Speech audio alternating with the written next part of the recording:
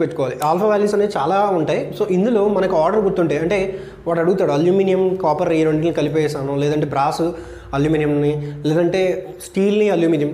So మనం వీటిని ఎలా గుర్తుపెట్టుకోవాలంటే మన ఏబిసిడీలు గుర్తుంటాయి కదా. సో ఏబిసిఎస్ ఇలా రాసుకోండి.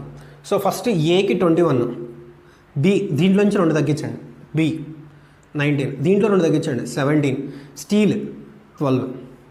సో ఇంటూ 10⁻⁻6 చేయండి. సో ఇవి ఆల్ఫా వాల్యూస్. వెయిట్ కంటే నేను చెప్తాను చూడండి. సో ఇక్కడ నుంచి 2 తగ్గించాం కదా. సో ఇక్కడ 2 రాయండి. ఆ 1 2 ఇంటూ 10⁻⁻6. సో ఏ అల్యూమినియం, ఇది బ్రాస్. ఓకే, ఇది అల్యూమినియంకి, ఇది బ్రాస్కి, ఇది కాపర్కి, ఇది స్టీల్కి.